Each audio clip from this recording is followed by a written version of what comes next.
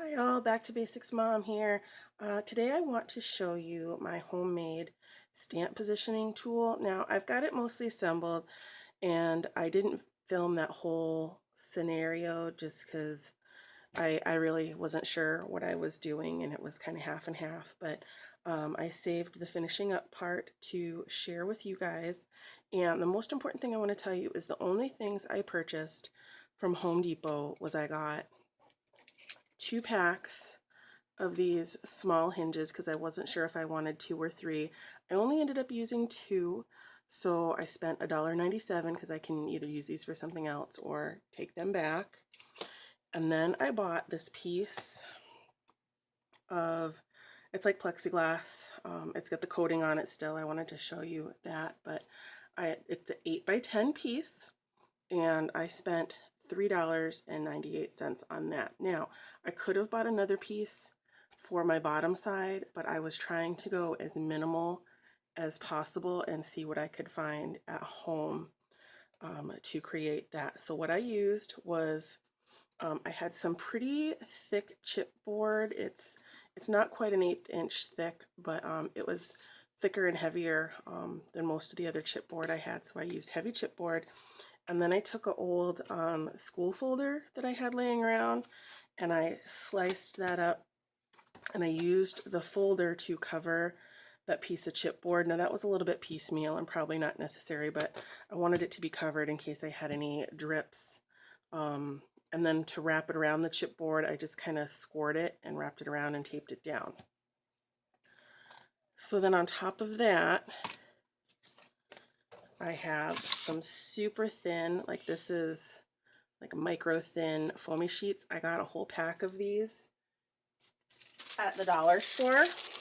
So it comes in this big pack and they're just super thin. It's thinner than the regular foamy sheets you get. I don't know if you can kind of see the difference in the thickness there. So then I have, this is a regular piece of foamy sheet that I cut down and it fits under here. And then what goes around here, this is an old yardstick and an old ruler I had laying around. So this, it started out like this, and then I cut it down to the size I need just using a craft knife. And then I needed it to be higher to accommodate the cling stamps. So then after I got my lengths I needed, I actually split it this way, which was again really easy with a craft knife. And my metal ruler, this tool was my friend because this was my cutting edge, so that was really helpful. So then that is, I don't know if you can see, but it's the double thickness. And then over on this side, it was a little harder to figure out my thickness because it was just a little off. 2 of the regular yardstick was a little bit thicker and it didn't quite work out. So I did, I had an old wooden ruler laying around. You know, you get them free from the fair or the parades or whatever, but I've got a bunch of those laying around, so I had a wooden one. So it's on top of that first layer of yellow foamy, and then my hinge just sits right on top of that. So now the reason I put a piece of the ruler on top of here was because when I was testing it out and I had it like this and I had my stamp on here, it had a lot of flex and it felt like it was pulling away because I attached it with E6000 to both sides, and it felt like when I pushed on here with my ink that it was pulling away, and I wanted a little bit of support, so that's why I have the little strip of wood on there. So I'm going to finish pulling off my protection and we're going to see how this works. Now I will say I did not use any metal in here, so I will not be using the magnet method to hold my card down. I am going to use some painter's tape. We do have some scrap sheets of steel around, but my husband was really busy yesterday and I didn't feel like asking him to cut that for me. So I'm going to go with this method for now.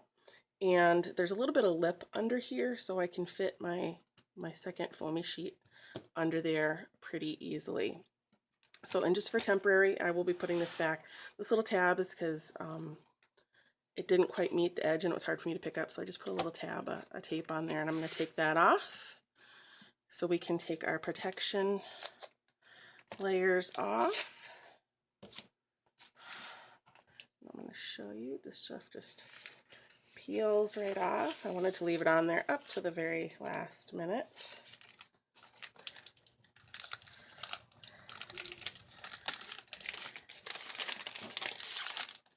Oh, yeah, I messed up there. I'll have to fix that. That was just, you know what, that was just taped on with double-sided, my ATG tape runner tape, so that is not even permanent, so, which is fine for me right now. So then I'm going to peel this up, take the rest of this off. I'm going to put my little tab back on there so I can open and close. And I know my measurements aren't perfect on here, but it kind of gives me an idea. I may do something with a grid at a later date, but we're going to try this out. Now, I might need a shim of some more foamy tape. And I did find when I was playing with it a little bit, the pressure over here and over here was a little bit different. So I'm going to start with that there. I'm going to put that there. Oh, pick that up pretty good. Just throw some ink on there.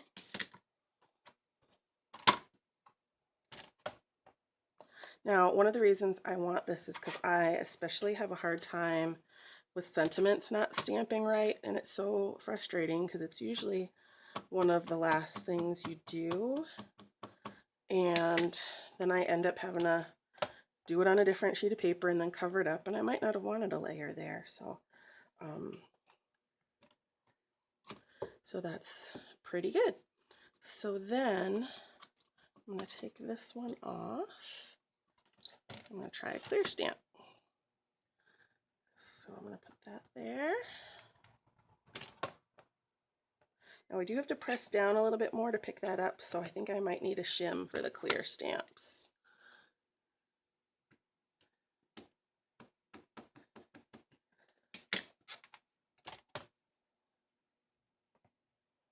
It's got quite a bit of flex to my board here, and that's pretty good, but I want to put another shim in there. And now I have an old, where can I find it? I had made one of these with a CD case, and while it works and I like it, I do not like these things around the edges because it gets in the way of the foam unless you really futz with it. So I'm just going to take this. This is just a regular sheet. Actually, this is sticky back foam, but I am going to take that and put it on there. Now I'm going to tape this one down with a little bit of my painter's tape. Sorry about my well pump. That'll go off in a minute. If it doesn't go off in a minute, then I'll just edit this part out. Okay, I'm back.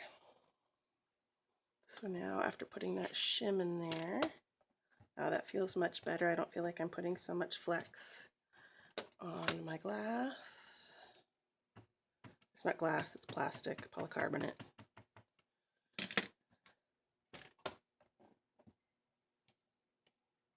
That looks pretty good, but I'm going to put a little more ink on it.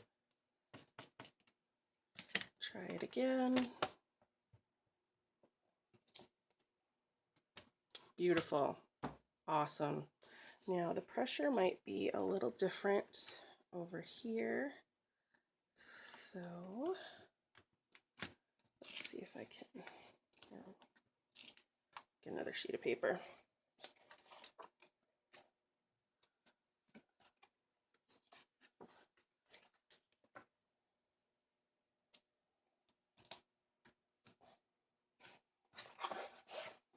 This is all trial and error. You guys are watching along while I'm trying this out. So I just want to see what the pressure difference is like. See, that doesn't feel quite so, yeah, that's still not going to quite make it. So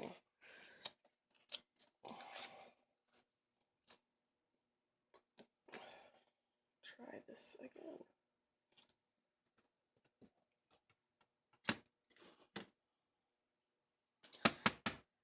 ink on there.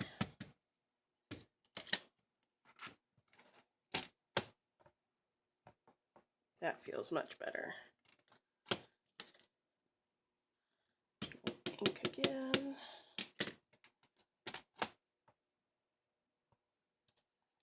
Nice and dark, love it. So then you can just use a baby wipe and clean that up. This is I got a baby wipe container now, and I just covered up the label there to make it look a little bit more attractive. I'm just going to use that to wipe off my glass, wipe off my stamp. Now I might go over this with some plain water just so I don't have a risk of any kind of film getting on my plexiglass, because I'm kind of paranoid about that kind of stuff, and I like my stuff to be nice and clean when I'm done, but that's just me. Everybody's different. So there you go, my homemade stamp positioning tool, and I will be experimenting with this a little bit more in the future, but there you go. It's not pretty, but it works. It feels sturdy. Like this one feels, what did I do with it again? Just feels kind of flimsy, and like I set something on it like the very first time I used it, and I wasn't paying attention, and I got this big crack in it, and I don't know, it just doesn't feel, it works. I mean, it works fine, but this feels better. So I'm pretty happy that I only spent like $6 on it, but it took me about, I don't know, 2 hours yesterday and that's working pretty slow. I was watching TV, but it took me about 2 hours yesterday to kind of get to this point. So anyway, there you go. If you want to make one yourself, just, try and use as much stuff as you can find around the house. And plexiglass can be very hard to cut. That's why I just got this small piece. I know we have some in another project that my husband, it was just a real pain to cut, so I did not want to deal with that at all. But so if you want to make one yourself, just give it a try. You can use just about anything. You can even use an old CD case. A lot of people must have those. There's lots of YouTube videos out there of people making all different kinds of ones. Now, I also am going to say that yes, this is modeled after the Misty, and I'm not trying to rip off Petunia from My Sweet Petunia by any means, but the cost price point that those two tools are at is out of my price range, so that I can spend on a single tool, especially something like this that I could create. Now my Big Shot, yes, I invested, $70, $80 in my Big Shot, but for something like this, I just personally could not justify spending the money. Now that is everybody's own personal preference. You do what works for you. So I hope you enjoyed this video. I hope you come and join me again and watch me as I try out my new tool. So hope you're having a great day. Hope to see you again sometime. If you like this video, please give me a like and subscribe so you can see the more craftiness coming your way. So have a great day.